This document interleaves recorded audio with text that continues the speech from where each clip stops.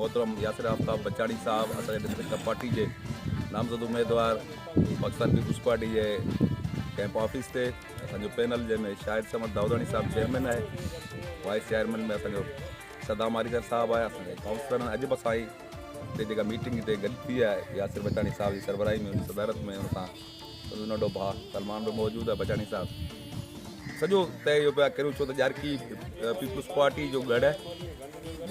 ॼारकी बचाणी ख़ानदान जो ॿियो घर है, हिते हिननि जो 100 साल जो रस्तो है।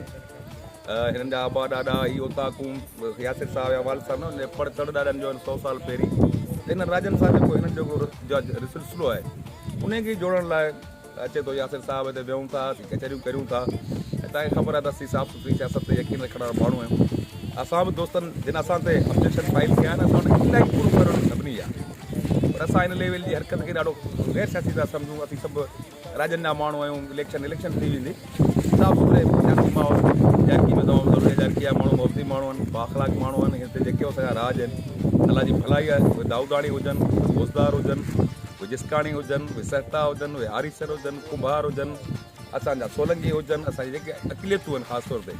उते दरवेश छतनारी सब्जा हुजनि या हिते हिननि ॻोठनि जा उहे बि सभु असां सां तक़रीबन 100% यासिर साहब ऐं पीपल्स पार्टी सां गॾु इनशाला 24 तव्हां ॾिसंदव त 24 ते ॼारकी पाण मल्हाईंदी ऐं उहा मल्हाईंदी असांजे ज़िले में ॼारकी जो मिसाल ॼारकी पीपल्स पार्टी जो गढ़ आहे।